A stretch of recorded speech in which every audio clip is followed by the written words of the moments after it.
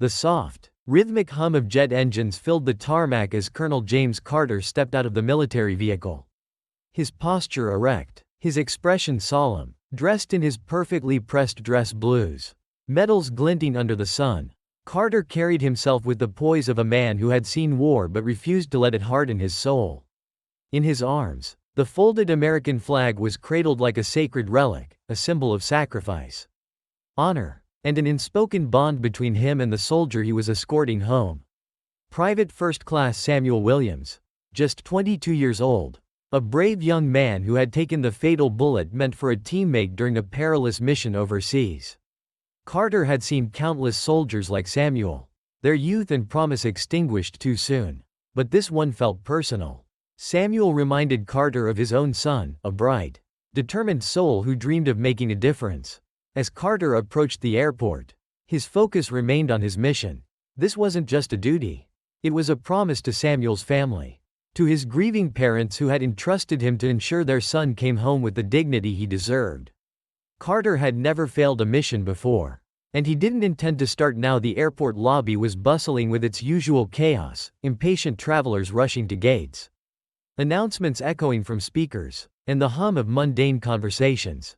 But as Carter entered, the casket carried behind him by a small honor guard, the atmosphere seemed to shift. Heads turned, some with curiosity, others with respect. A few passengers even stood in silence, recognizing the somber significance of the scene.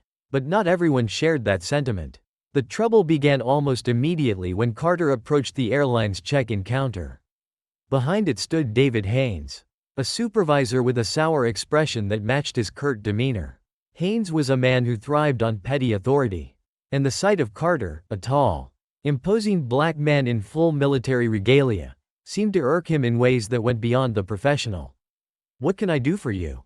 Haynes asked, his tone clipped. Carter, ever composed, handed over the necessary documentation. "I'm Colonel James Carter. I'm here to escort the remains of Private First Class Samuel Williams. I've arranged for his casket to be transported on this flight." Haynes barely glanced at the papers before frowning. "And you're military?" "Yes," Carter replied evenly, though he caught the subtle implication in Haynes' voice. Haynes smirked, his eyes scanning Carter with a patronizing air. "Right, well, let me check with my manager. Protocol, you know." As Haynes walked away, Carter remained calm, though a flicker of unease gnawed at him. He was no stranger to microaggressions, even in uniform, but this felt different, deliberate. Minutes stretched into 15. When Haynes returned, his tone had shifted from dismissive to outright condescending.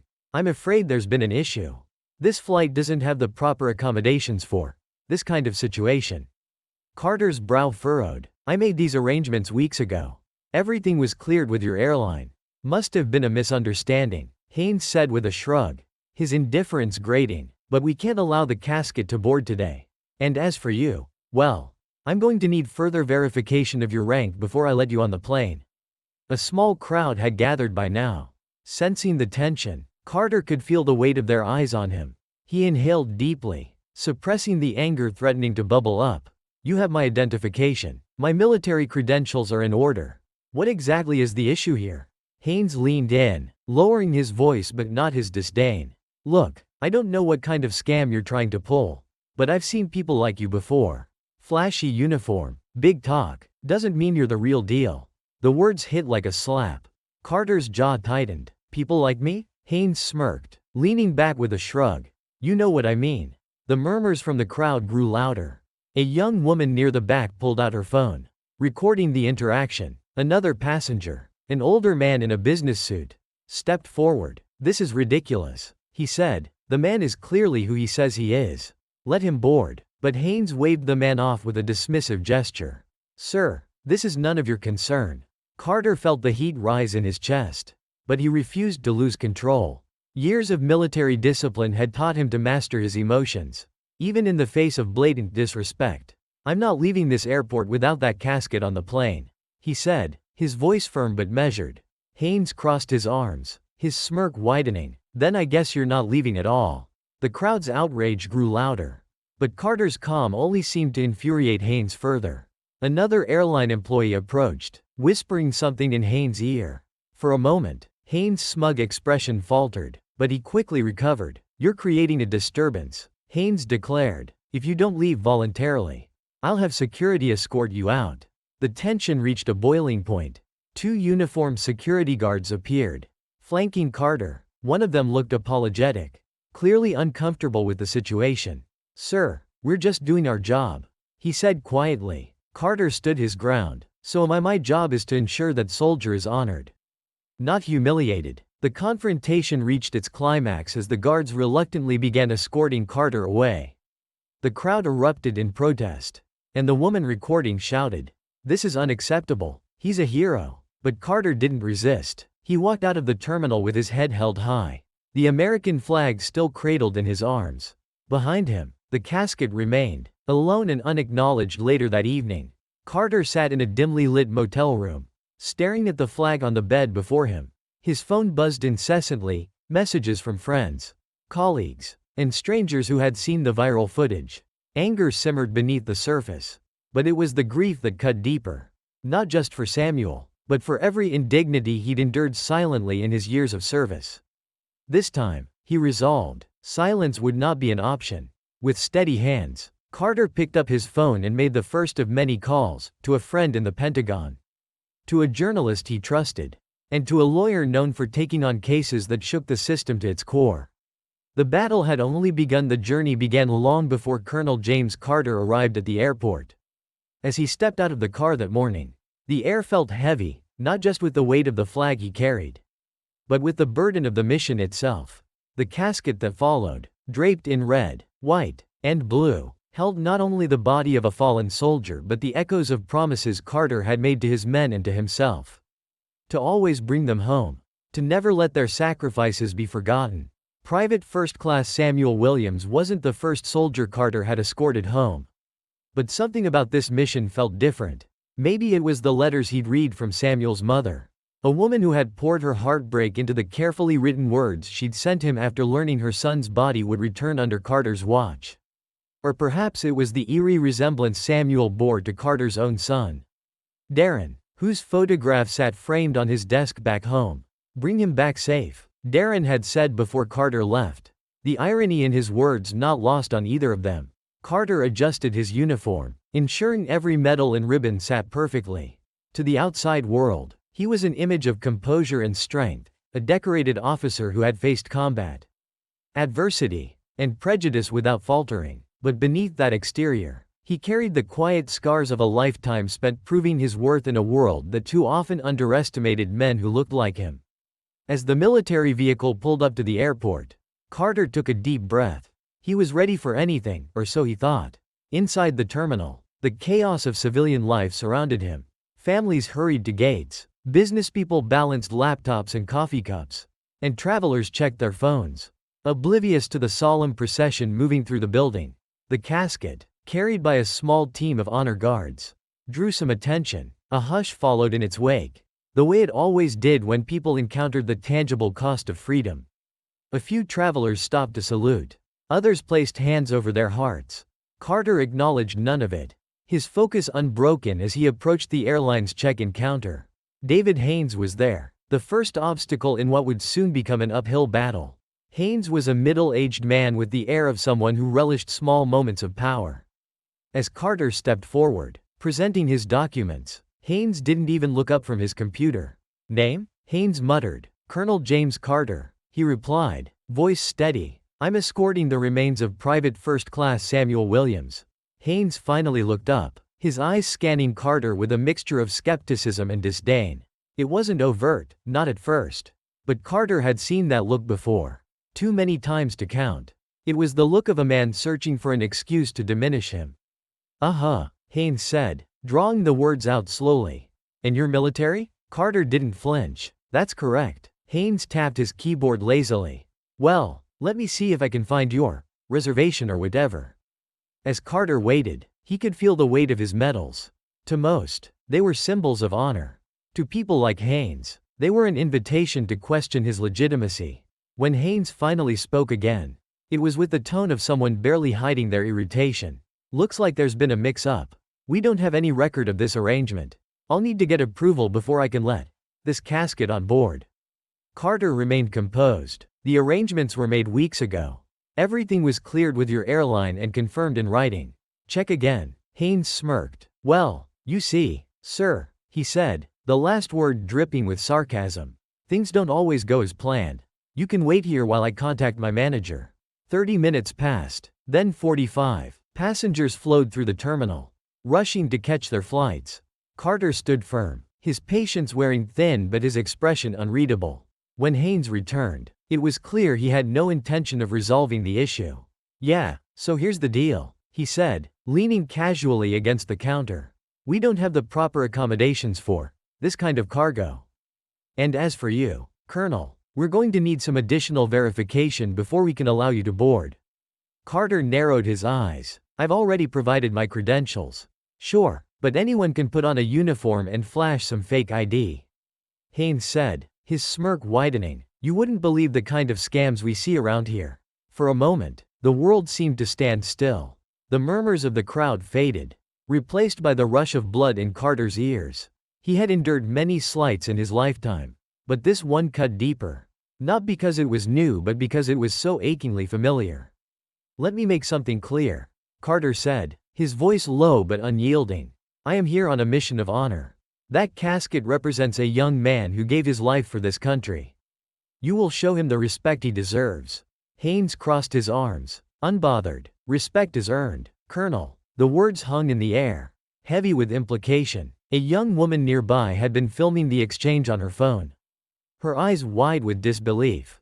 Another passenger, an older man in a suit, stepped forward. This is outrageous, he said. You can't treat a man like this, especially not one who's served this country. Haynes dismissed him with a wave. Sir, this is none of your concern. It was then that the guards arrived, summoned by Haynes to de-escalate the situation. Carter turned to them, his expression calm but resolute. You're here to remove me? He asked. One of the guards, clearly uncomfortable, shifted on his feet. Sir, we're just following orders. And I'm following mine, Carter said. My orders are to ensure that soldier is transported with honor. Are you going to stop me from doing that?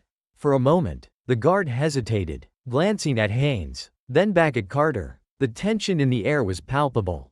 The crowd had grown, passengers whispering among themselves, some taking photos or recording videos. Sir, the guard said softly, please don't make this harder than it has to be. Carter straightened his shoulders. I'm not leaving without him. The guards exchanged a look, then reluctantly escorted Carter away. As he walked through the terminal, head held high, the crowd erupted into murmurs of outrage and disbelief. The young woman with the phone called after him. You're a hero. Don't let them get away with this. But Carter said nothing. He didn't need to. His dignity, his silence, spoke louder than any words could later that evening. In the quiet of a dimly lit motel room, Carter sat on the edge of the bed, the folded flag resting beside him. His phone buzzed incessantly with messages, some from friends, others from strangers who had seen the footage online. The video had gone viral, igniting a storm of public outrage. News outlets were already reaching out for interviews. Carter didn't feel anger in that moment.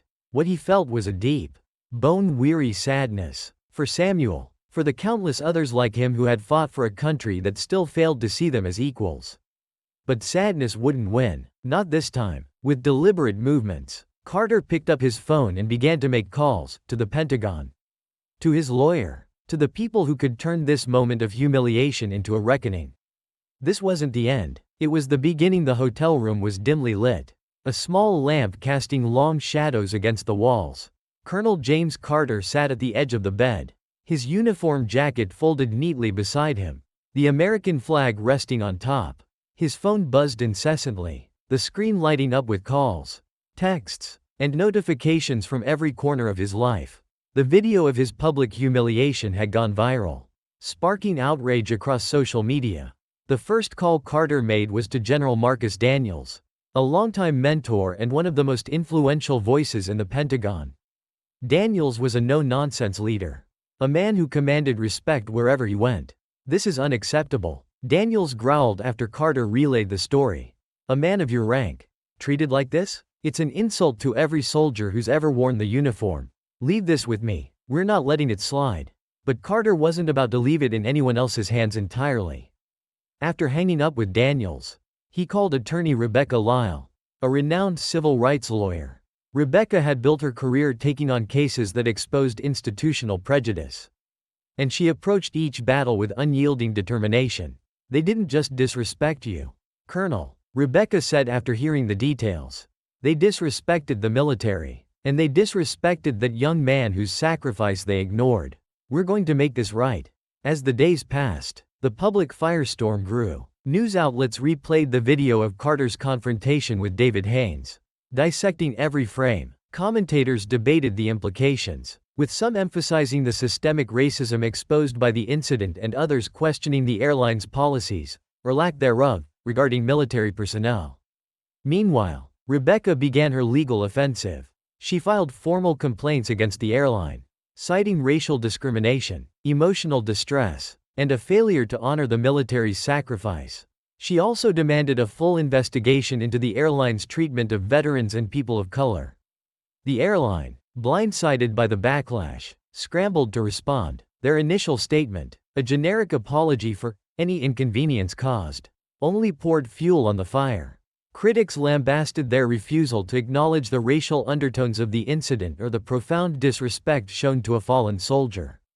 Behind the scenes, David Haynes doubled down. In internal emails, which were later leaked to the press, he described Carter as aggressive and entitled, claiming he had felt threatened during the confrontation.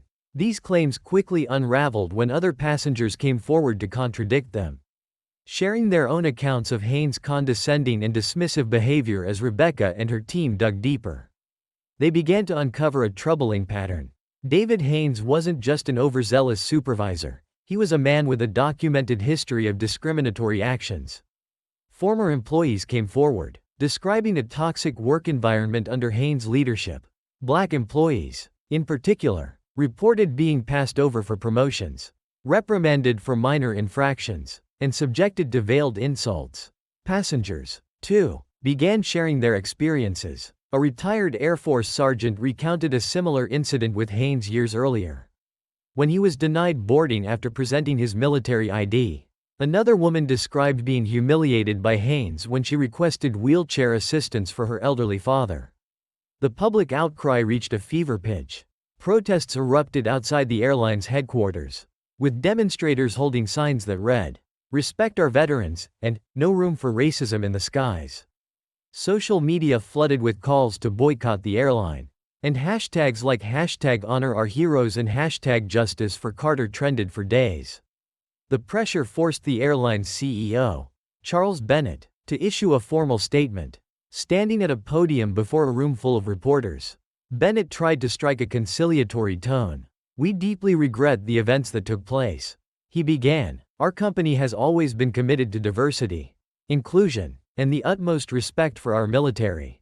We are conducting a thorough investigation and will take appropriate action to ensure this never happens again." But to Carter, the words rang hollow. Apologies were easy. Change was hard. Rebecca filed a lawsuit against the airline and David Haynes personally, seeking damages for racial discrimination, defamation, and emotional distress. The lawsuit wasn't just about compensation, it was about accountability. "This case isn't just about Colonel Carter," Rebecca told reporters outside the courthouse. "It's about every person who's been demeaned, dismissed, or discriminated against because of the color of their skin or the uniform they wear. It's about ensuring that no one else has to endure the kind of humiliation he faced." As the legal battle gained momentum, Carter became the reluctant face of a larger movement. Veterans groups rallied behind him, emphasizing the need for better treatment of military personnel in civilian spaces. Civil rights organizations highlighted the systemic racism exposed by the incident, drawing connections to broader societal issues. Despite the growing support, Carter remained focused on the mission.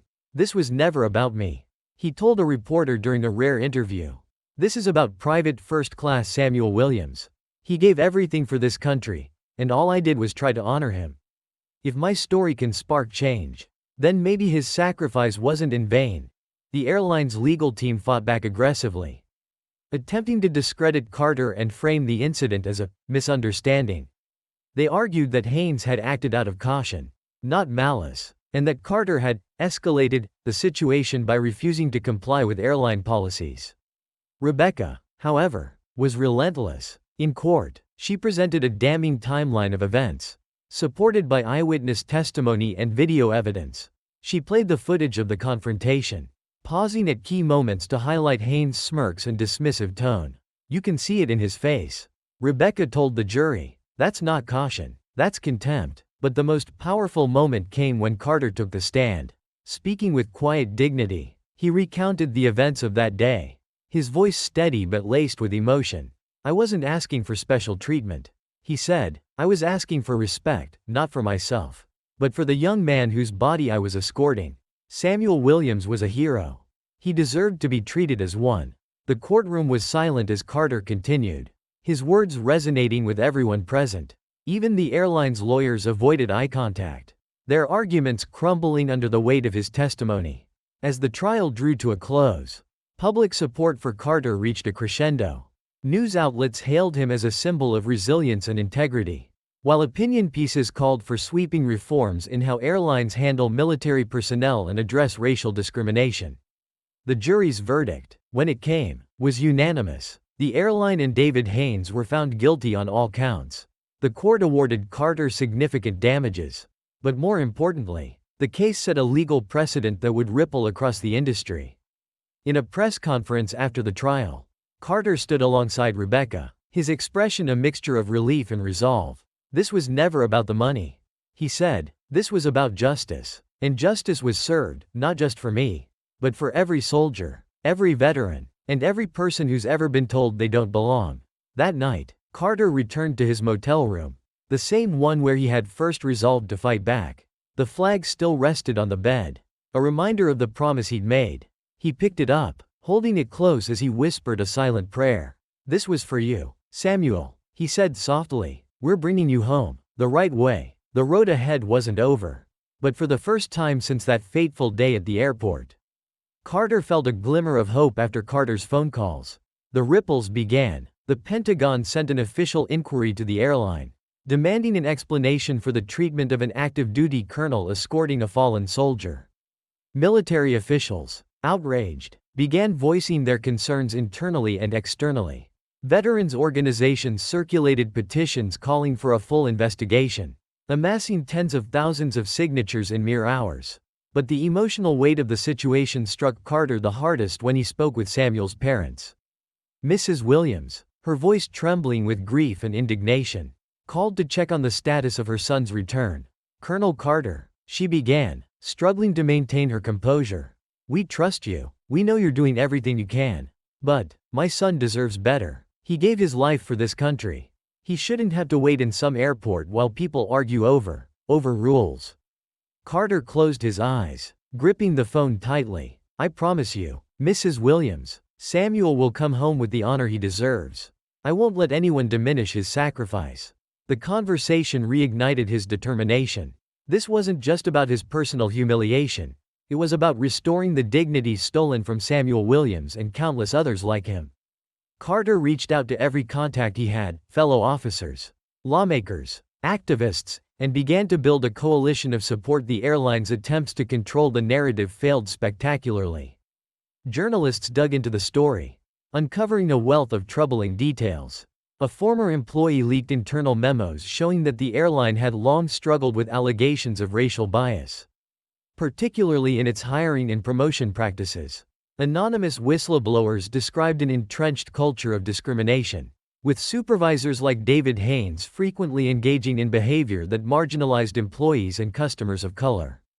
Rebecca, meanwhile, turned the tide further by securing statements from passengers who had witnessed the airport confrontation. A retired Marine, who had been sitting near the counter, gave a particularly damning account.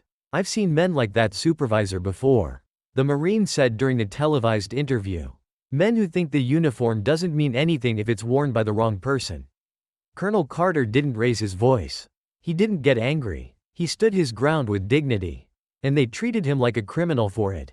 This testimony, coupled with the growing mountain of evidence, placed the airline on the defensive.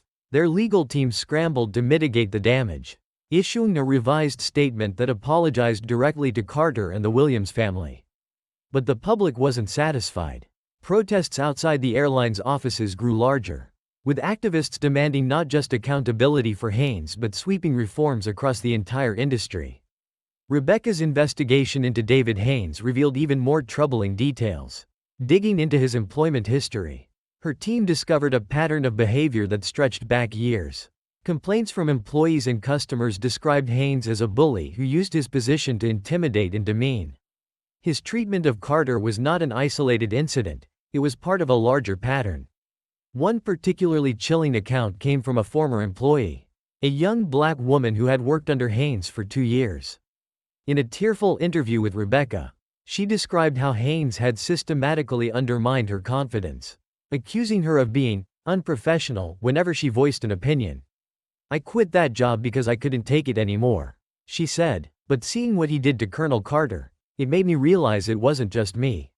He has to be stopped." Rebecca used these accounts to build a broader case against the airline, framing it as a company that had not only tolerated but enabled Haynes' behavior. The lawsuit expanded to include allegations of systemic discrimination, forcing the airline to confront its deeply rooted issues as the weeks went on. Carter became more than just the face of the lawsuit, he became a symbol of resilience and integrity. News outlets sought him out for interviews, but Carter remained selective, choosing only platforms that aligned with his values. "I'm not here to tear anyone down," he told one reporter during a primetime segment. "I'm here to build something better. If we can use this moment to shine a light on the issues veterans and people of color face every day, then maybe some good can come from it." His humility and focus on the larger mission resonated deeply with the public. Letters poured in from all over the country, veterans thanking him for standing up, families sharing their own stories of discrimination, and young people expressing admiration for his courage. One letter stood out. It was from a high school student in a small town in the Midwest. "Dear Colonel Carter," it began, "I saw what happened to you at the airport, and it made me angry because my dad is in the Army too. He always tells me to be strong, but sometimes it's hard when people don't treat us like we matter. Seeing you fight back gave me hope. Thank you for being strong for all of us." Carter kept the letter in his pocket, reading it whenever the weight of the fight felt too heavy. The airline's legal strategy grew increasingly desperate. Their lawyers tried to paint Carter as unreasonable and uncooperative, suggesting that his military background had made him too rigid to handle a complex civilian situation. They even attempted to introduce footage of Carter in combat, claiming it demonstrated a tendency toward aggression. But Rebecca dismantled these arguments with surgical precision. In a powerful rebuttal, she played the viral footage of the airport confrontation, pausing at key moments to highlight Carter's calm demeanor. "This," she said, pointing to the screen, "is not a man who loses control. This is a man who stands his ground with dignity. And this," she added, shifting her focus to Haynes' smirk, "is the face of someone who thinks they can get away with it." The courtroom fell silent. Even the airline's lawyers seemed to shrink under the weight of Rebecca's words behind the scenes. Cracks began to form in the airline's defense. A junior employee, initially reluctant to speak out, approached Rebecca with new evidence, a chain of emails showing that Haynes had been warned about his behavior multiple times but faced no consequences. These emails, when presented in court, became the final nail in the coffin. The jury, already leaning in Carter's favor, now had irrefutable proof that the airline had knowingly allowed Haynes' misconduct to continue. The trial's final days were marked by heightened emotion. Samuel Williams's parents testified about their son's sacrifice, their voices trembling with grief and resolve. "He gave his life for this country," Mr. Williams said. "The least we can do is ensure that his memory is honored." Carter, too, took the stand again, his words measured but powerful.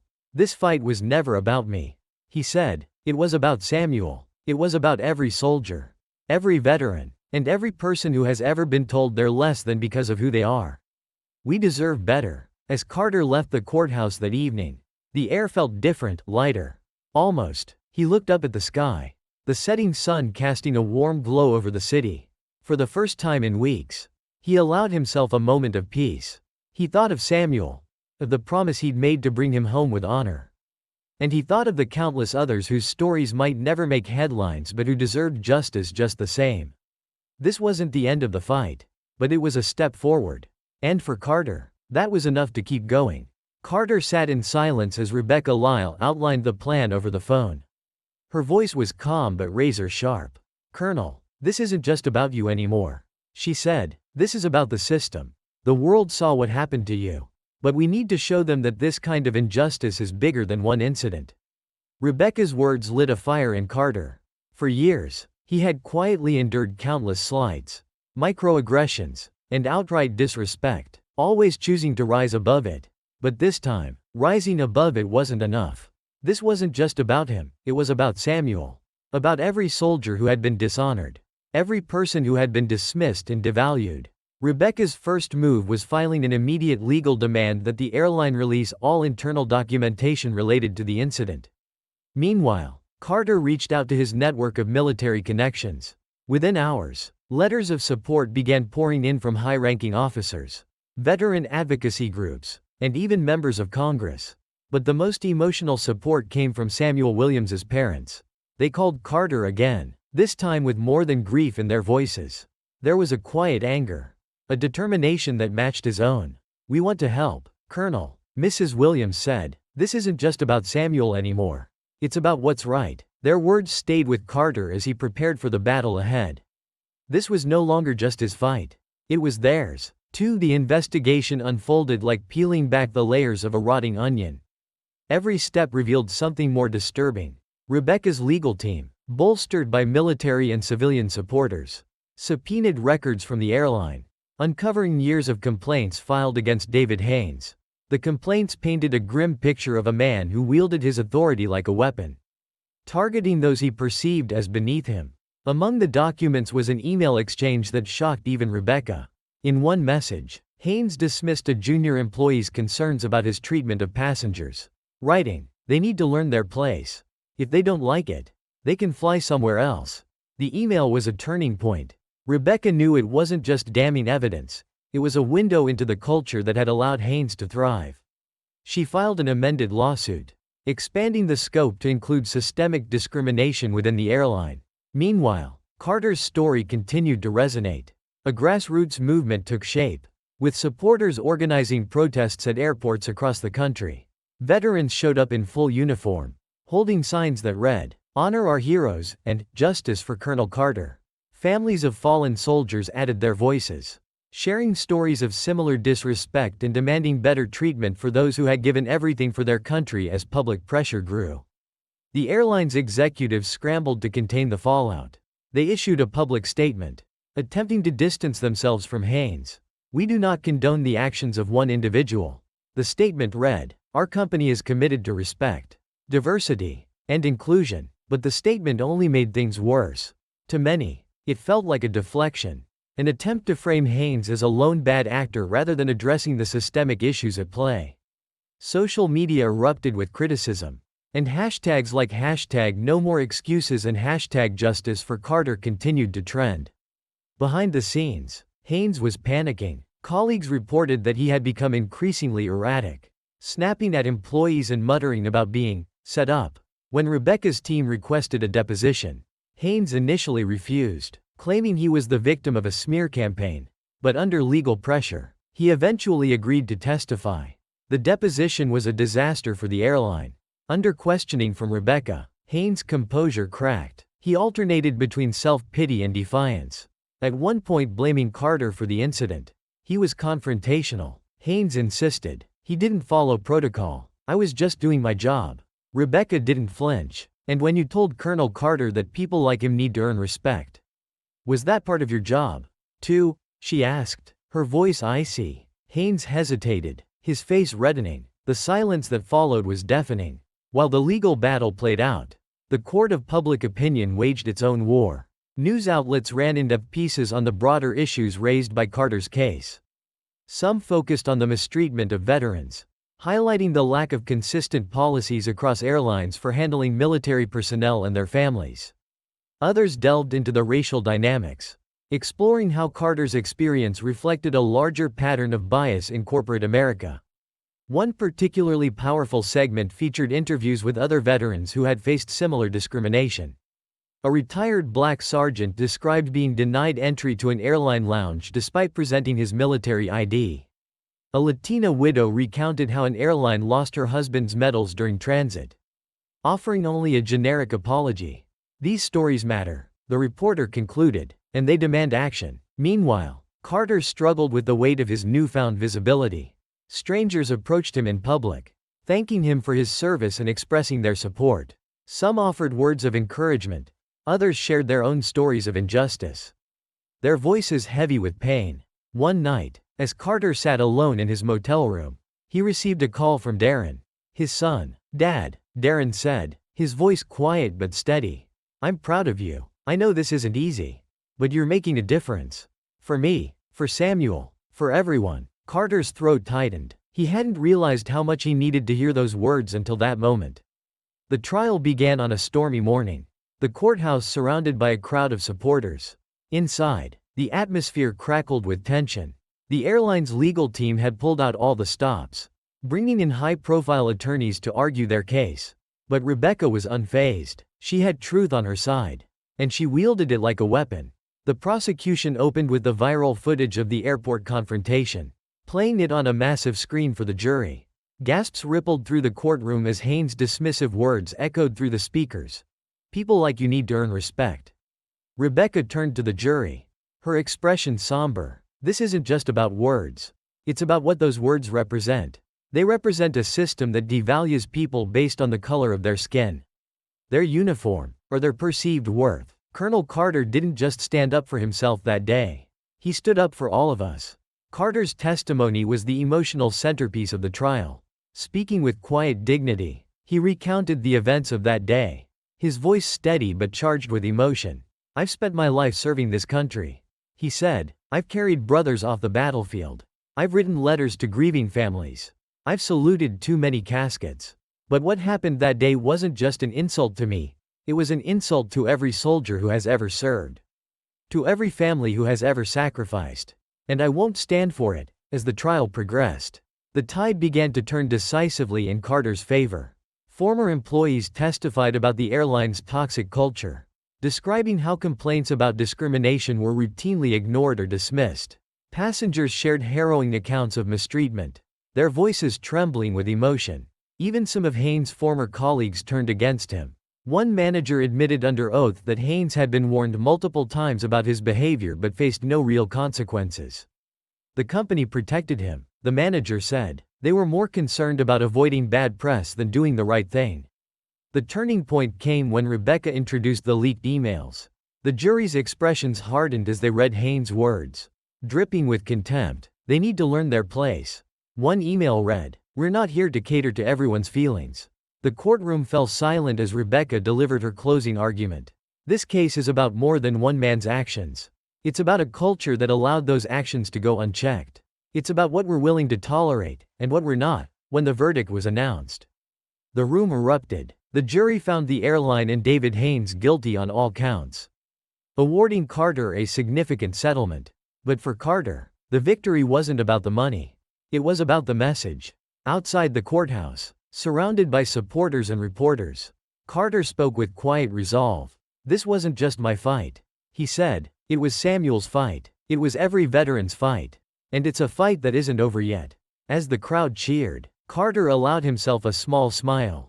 Justice had been served, but the journey was far from over. The courtroom was still abuzz with the echoes of the verdict. Reporters scrambled to relay the news, cameras flashing as Colonel James Carter stepped out into the brisk morning air.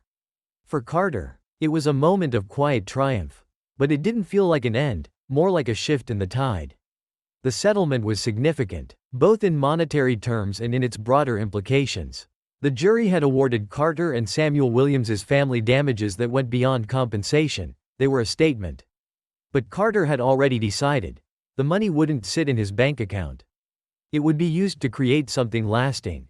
2 weeks after the verdict, Carter stood at a press conference alongside Samuel's parents, Rebecca, and a group of veterans.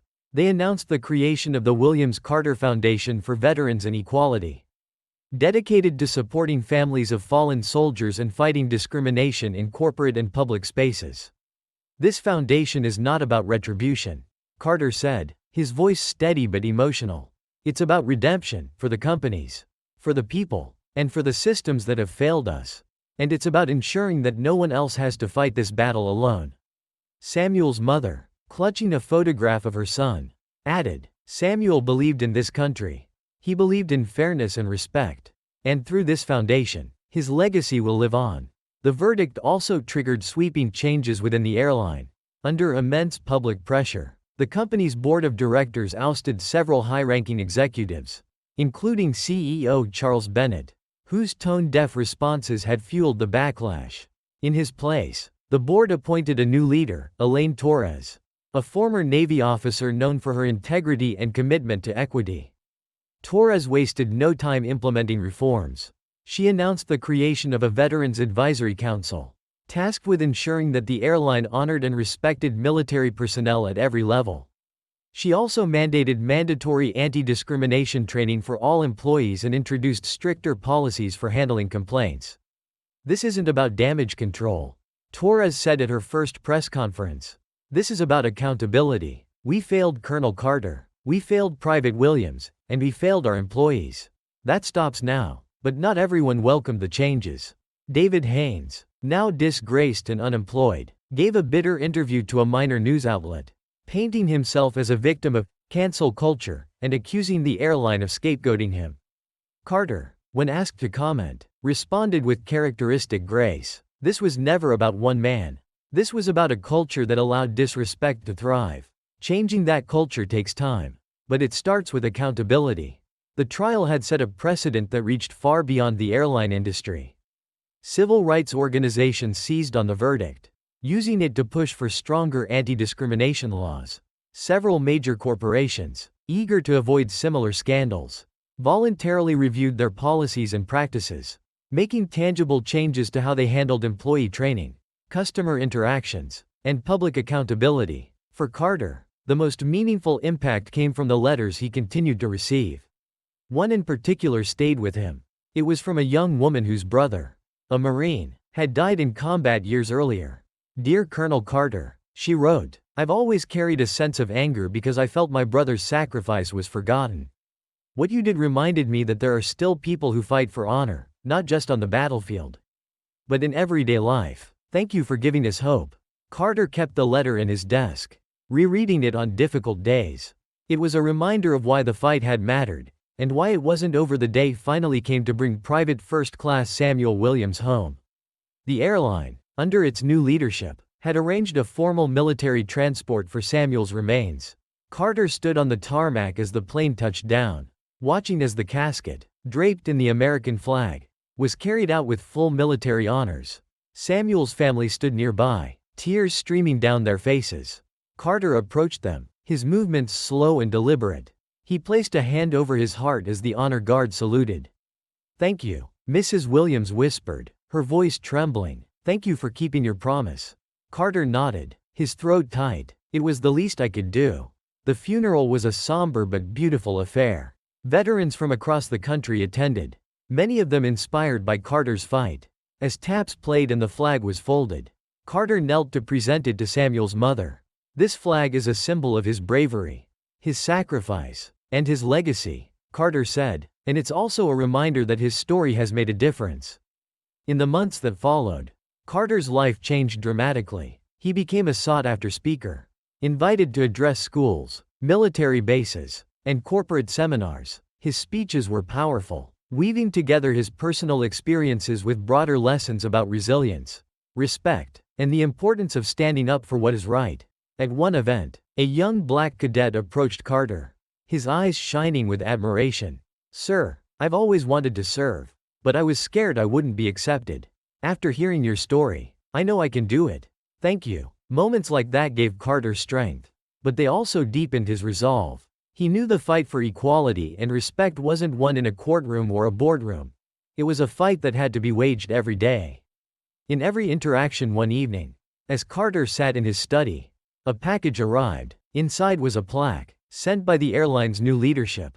It read, To Colonel James Carter, for your courage, your integrity, and your unwavering commitment to honor and justice.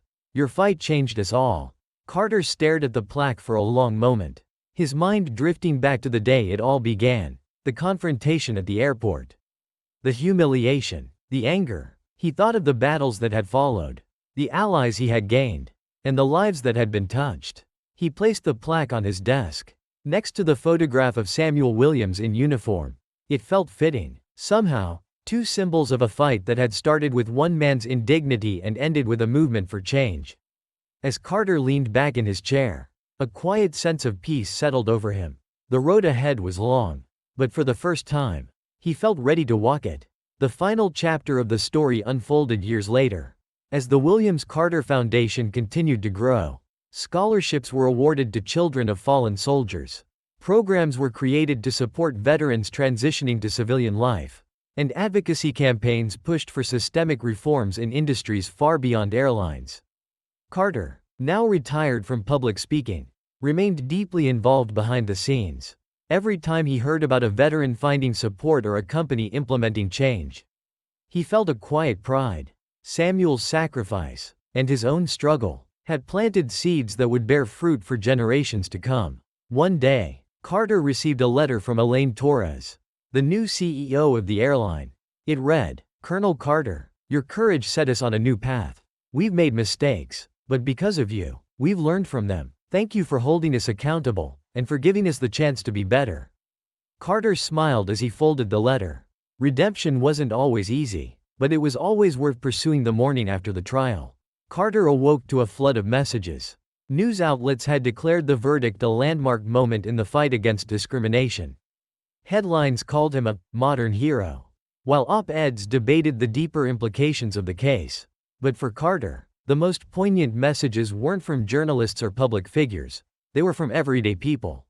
One email came from a father whose son, also a soldier, had been denied respect in a similar situation. "You fought for my son's honor as much as your own." The man wrote, "You've shown us all that dignity is worth fighting for." Carter read each message slowly, absorbing the weight of their words.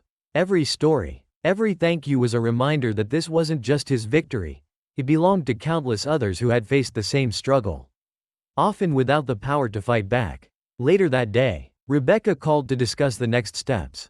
"We're not done yet, Colonel," she said, her voice firm but warm. "This verdict sets a precedent, but we need to make sure it leads to real change. And that's where your voice matters." Carter agreed. The courtroom battle had been won, but the war for justice was far from over. Before diving back into the whirlwind of advocacy, Carter took a moment for himself. He returned to the small, quiet town where he'd grown up, a place that held both painful memories and profound lessons. Walking through the old neighborhood, he passed by the elementary school he'd attended, the park where he'd played as a child, and the church where his parents had taught him the importance of faith and perseverance. One afternoon, Carter visited the grave of his father, a World War II veteran who had faced his own share of prejudice when he returned home. Kneeling by the headstone, Carter spoke softly, as if his father could hear him. "I've carried your lessons with me every day," he said. "You taught me to stand tall, no matter how many times the world tries to knock you down. I hope I've made you proud." As Carter stood to leave, he felt a strange sense of peace. The journey had been long and grueling, but it had brought him to this moment, a moment where he could honor his father's legacy while building his own back in the city. The Williams Carter Foundation launched its first major initiative, a scholarship program for children of fallen soldiers. The first recipient was a bright, determined young woman named Kayla, whose father had died in combat 5 years earlier. At the award ceremony, Kayla spoke through tears about what the scholarship meant to her. "My dad always told me to dream big," she said, "but after he died, it felt like those dreams were out of reach. This scholarship doesn't just help me go to college, it reminds me that his sacrifice wasn't forgotten." Carter stood at the edge of the stage, his eyes misting as he watched Kayla speak. This was what it was all about, ensuring that no one's sacrifice was ever overlooked. The foundation also began offering support groups for veterans and their families, creating spaces where they could share their stories and find solace in one another. At one session, a young widow approached Carter. "Colonel," she said, her voice trembling, "I thought I was alone in this. But seeing what you've done, it gives me hope." Carter placed a hand on her shoulder. "You're never alone," he said, "we're all in this together." As the foundation grew, so did Carter's role as a public advocate. He was invited to speak at prestigious events, From Veterans Day ceremonies to national conferences on equity and inclusion, his speeches were always deeply personal, weaving together his experiences with broader lessons about justice, resilience, and the power of standing up for what's right. At one corporate conference, Carter addressed a room full of executives. Accountability isn't just about avoiding lawsuits or bad press, he said, it's about looking in the mirror and asking, are we living up to the values we claim to stand for? The speech received a standing ovation. But what mattered most to Carter were the one-on-one conversations that followed. CEOs, managers, and employees approached him, sharing stories of their own struggles and pledging to make changes within their organizations.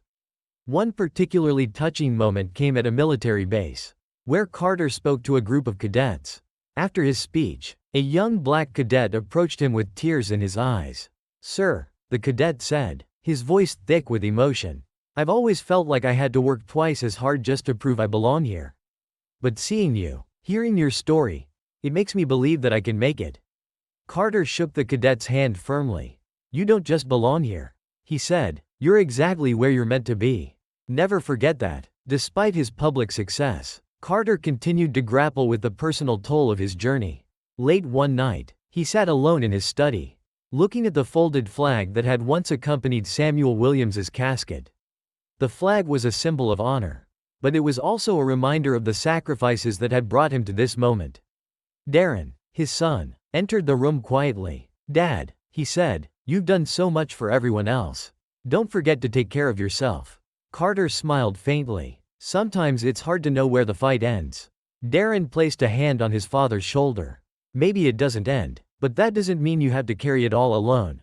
Carter nodded, his heart swelling with pride.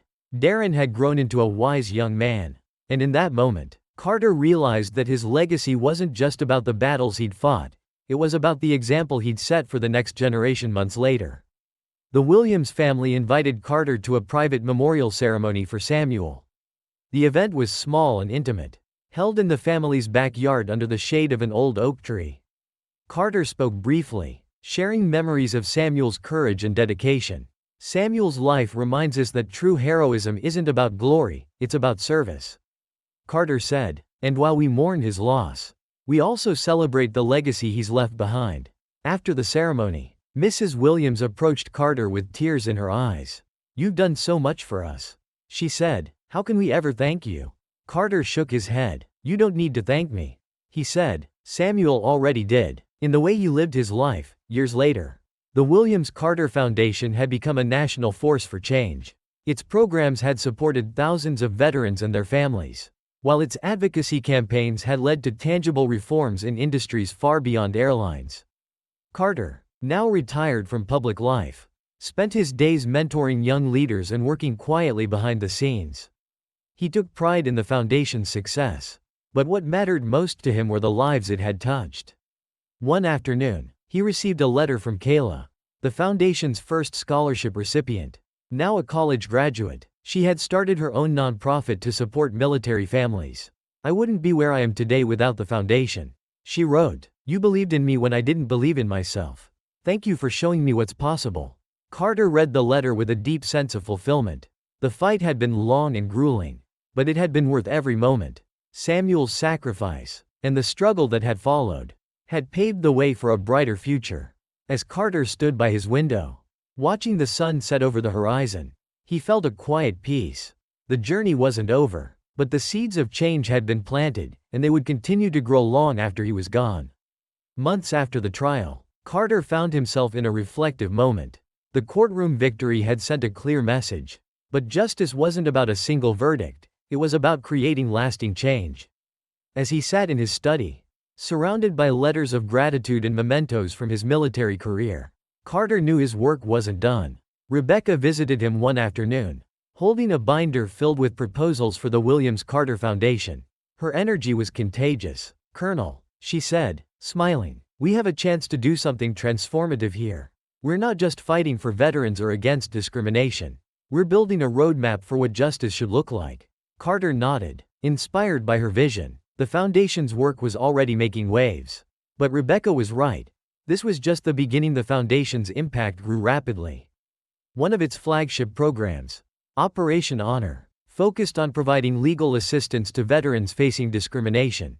Within its first year, the program had helped dozens of veterans secure jobs, fight unfair treatment, and receive the recognition they deserved.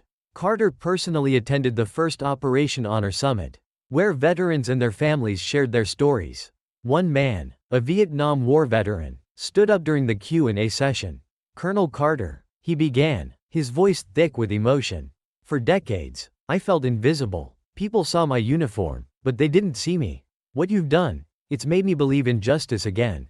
Thank you." Carter walked to the man and shook his hand, holding it firmly. "Your service mattered then," he said, "and it matters now. We see you." The room erupted in applause. And in that moment, Carter felt the weight of his mission transform into something lighter, something hopeful under Elaine Torres' leadership. The airline didn't just implement surface-level changes, it embraced a complete cultural overhaul. Torres invited Carter to speak at a company-wide event, addressing thousands of employees across the country. Carter stood at the podium, his medals gleaming under the lights. He spoke not of anger or revenge, but of redemption. "True justice isn't just about punishment, it's about growth," he said. "This company has the chance to set a new standard, to show the world what it means to truly honor service, sacrifice, and humanity." Torres followed with her own remarks, pledging that the airline would be a leader in equity and respect. She announced new initiatives, including partnerships with the Williams Carter Foundation and scholarships for military families. Later, Carter met privately with Torres. "You've taken responsibility," he said, "and that's the first step toward real change. Keep walking this path." Torres nodded, her expression earnest. "We will. Thank you for holding us accountable." The case had sparked a nationwide conversation, and Carter found himself at the center of it. Universities invited him to lecture on ethics and leadership, while advocacy groups sought his input on policy changes. Despite his reluctance to embrace the spotlight, Carter knew his voice was needed. At one university event, a student asked him, "What does justice mean to you, Colonel?" Carter paused, considering his answer. "Justice," he said finally, "isn't just about righting a wrong. It's about building a world where those wrongs don't happen in the first place. It's about creating systems that protect dignity, honor, and respect, not just for some, but for everyone." The room erupted in applause, and the phrase became a rallying cry for the foundation years past. And the Williams Carter Foundation became a cornerstone of support for veterans and marginalized communities. Its programs expanded to include mental health services, leadership training, and community outreach. Carter, now retired from public speaking, focused on mentoring the next generation of leaders within the foundation. One such leader was Kayla, the first scholarship recipient. Now a passionate advocate, she worked tirelessly to expand the foundation's reach. During a meeting with Carter, she shared her vision for the future. "We need to keep growing," she said. "There are still so many people out there who feel forgotten, who need to know they matter." Carter smiled. "You've got the right idea. Keep pushing." The foundation's 10th anniversary marked a milestone moment. A grand ceremony was held in Washington, D.C., attended by veterans, activists, and leaders from all walks of life. The event featured speeches, tributes, and the unveiling of a memorial dedicated to fallen soldiers and the fight for equality. Carter, now walking with a cane but still exuding strength, was the guest of honor. As he approached the podium, the crowd rose to their feet in thunderous applause. He began his speech with a reflection. "When I stood in that airport years ago, I didn't know where this fight would lead. I only knew that something had to change. Today, I look out at all of you, and I see that change. Not just in the laws we've passed or the programs we've built, but in the hearts and minds of people who've chosen to stand for justice." His voice trembled slightly as he continued. "This isn't my legacy, it's Samuel's. It's every soldier who gave their life, every family who bore the sacrifice, and every person who refused to be silent. Together, we've proven that dignity can't be denied, and justice will always prevail." As he stepped away from the podium, the crowd erupted once more, their applause echoing through the night. That evening, Carter returned to his hotel room, exhausted but content. He sat by the window, watching the city lights twinkle against the dark sky. On the desk beside him was a letter from Darren, who now served as a captain in the military. The letter read, "Dad, you've shown me what real courage looks like, not just on the battlefield, But in life, you've taught me that justice is worth fighting for. Even when it's hard, I'm proud to follow in your footsteps. Thank you for being my hero. Carter read the letter twice, his chest swelling with pride. He placed it next to the folded flag that had accompanied Samuel's casket, a symbol of sacrifice and redemption. As he drifted to sleep, Carter felt a sense of peace he hadn't known in years. His fight had mattered, his voice had been heard, and his legacy, like Samuel's, would endure.